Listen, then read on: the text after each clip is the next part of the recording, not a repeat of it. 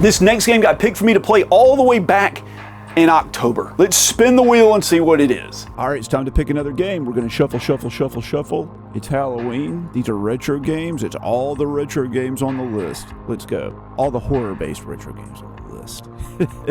Oh, man. All right, let's see what we get. Dead Space Extraction on the Wii. All right, let's do it. And there it is, Dead Space Extraction. I paid $30 for it. Let's talk about this game. Now, I only played the original Dead Space about 5 years ago, long after it had been out, and before the remake came out. I would have played that one if I had had the opportunity. But I loved Dead Space. I thought it was an unbelievably good game. It was creepy, it was atmospheric, it was real survival horror. Now, when I was at Siege last year and I got freaking pneumonia and almost died and was walking around buying random crap, I got it in my head that I was going to buy all the Wii light gun games. And this is one of the ones I bought. It was actually a pretty good deal. It happened to get picked because it was Halloween, and in Halloween I only pick random horror games. So there's a smaller batch of those because there's a whole month dedicated to them. So this one got picked pretty quickly. Now, in Dead Space Extraction, you play as several different characters, but primarily as this detective. And you're inspecting the events of the first Dead Space game. You know, all the horrors that happened upon the Ishimura ship and the area below it. They dig up this like relic or artifact thing that has to do with this ancient primordial freaking evil that exists in the universe, you know, and everybody starts going crazy, all right? Everything goes terribly wrong. You end up in a very similar situation to what happened in the first Dead Space. And this kind of serves as a prequel and a little bit of a parallel side story to the first game. They overlap a fair amount, which is a neat idea. Now, the whole Dead Space universe kind of reminds me of the Warhammer 40K universe, where you have like the chaos that like once it gets into your body, it kind of like changes you, and it's this evil that, you know, everybody's dealing with. It's also a lot like that horror movie Event Horizon, if you've ever seen it. And I love that premise. And although this is kind of like we'll say an homage, not a ripoff, but an homage to those, you know, franchises, I don't think it's gotten old. It's very much like a Lovecraftian style cosmic horror sort of thing, and I think it works. I think it's fair. Now, you've probably seen that this is like an on-rails light gun game, and I love rail shooters. I think they're super fun, and the best way to play them really is probably on the Wii. You can argue that it's the PlayStation 3 or the PlayStation 4 with like the Move controller and VR and whatever, I don't know, okay? Let's just say that the best thing the Wii does is light gun games. Can we agree with that? That's the best feature that the Wii has are light gun games. You blast enemies and you try not to die, okay?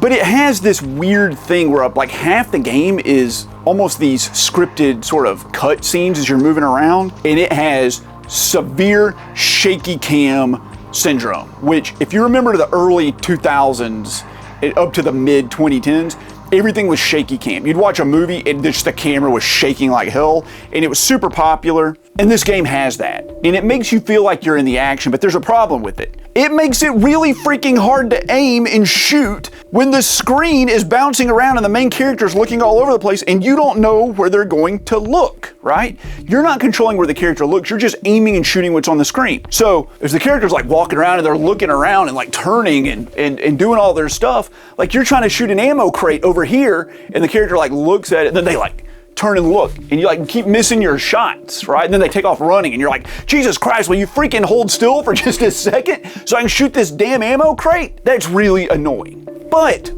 the shots, the sections where you're shooting the enemies, it's static. It's like you would expect in a rail shooter. So it doesn't really hurt the gameplay. And ammo was not really as much of a situation in this. It's not like normal Dead Space where it's like, you know, inventory management and ammo is in short supply. You have all the ammo you freaking need, including one gun with infinite ammo. So you're all right. Now the combat encounters are fantastic in this, and they work just like Dark Souls 1. See, these enemies, and I don't want to spoil anything, but you can't shoot them in the head. You don't shoot them in the body. You need to dismember their limbs, okay? You gotta shoot off their legs so they can't come running at you. You gotta shoot off their arms so they can't attack you.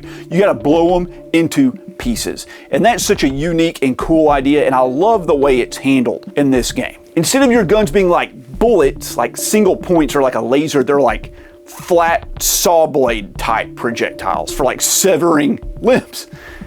As gross as that is, but that's still really cool. It makes it more fun. You don't have to be as precise, you have to be more strategic. It's not about getting that head shot off, it's about getting that knee shot off, okay? Now you also have this stasis gun that has a few limited shots, 3, and you can upgrade it to 4 later, and it freezes enemies in place. So you have the opportunity, you know, to blast them away. And it recharges as you don't use it. So it's not like you get 3 shots with it the whole level. You're using this stasis gun constantly. It's really the main focus of the combat, is when to use the stasis gun and when to save it for some bigger enemy that might come along later, okay? You also have a melee attack that you do by waggling the nunchuck, which is the left, you know, controller on the freaking Wii.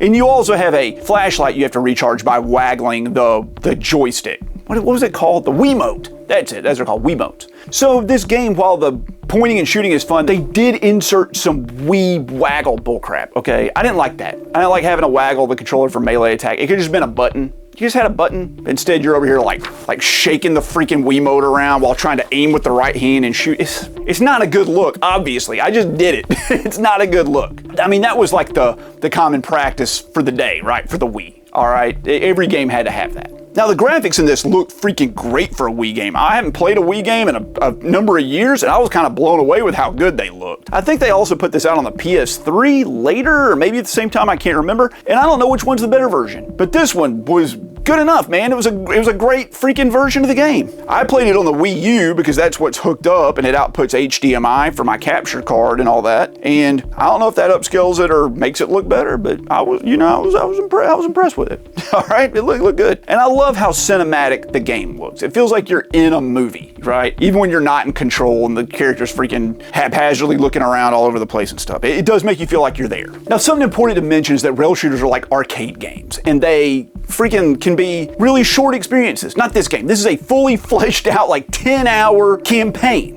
Okay? It's split into multiple chapters, and unfortunately, you have to completely finish a chapter before it will save your game. There are no checkpoints along the way. If you die, it lets you start over.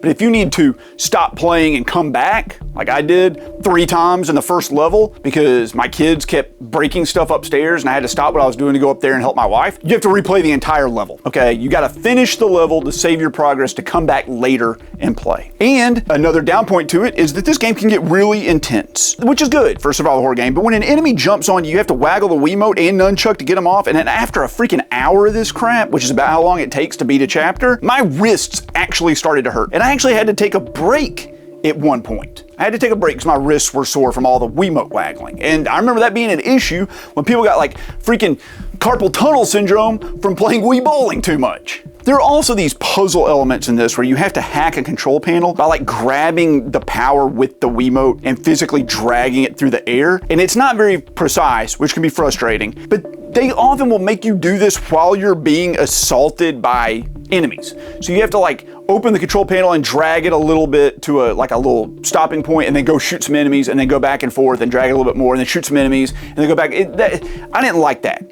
And when the enemies hit you, it interrupts you, okay? And it was hard enough just to aim and freaking drag the little thing around without enemies like throwing crap at me, okay? Could have done without that. And also, like I mentioned earlier, the freaking shaky cam with like trying to shoot the ammo crates and stuff, that got irritating. But despite a few annoying mechanics here and there, I thought this was a really good and enjoyable game, and I enjoyed my time with it. It was really tense and heart pumping, and I loved the characters. I liked the story. I liked the atmosphere. I thought it was like the complete package, and it's one of the better Wii games I think I've ever played. Seriously, I like the whole catalog. I know it's full of a bunch of shovelware, but there's some good stuff on the Wii, and I think this is, you know, in that rarefied air. It was cool to revisit the Dead Space universe, which I've only played the first game. It was nice to go back to it, and I understand why this series is so loved. At least the first few games, it kind of fell off towards 3 as I understand it. But I mean, this is like a classic rail shooter. But there is one little final nitpick. The end of the game was kind of abrupt and cut off strangely and was sort of open-ended with the intention of making you buy a DLC, which was the final chapter of the game. I ain't doing that. I ain't buying your stupid DLC. I ain't getting it. We're not doing that. We're just gonna leave it up to interpretation, okay? This is the end of it for me, all right? But Dead Space Extraction was great. I think Dead Space Extraction, it's an 8 out of 10. It's great. I had a wonderful time. It's a must play on the Wii if you like horror games. It just is. Go grab a copy of it or play it. Play it on the PS3 if you got to. But it's a great game.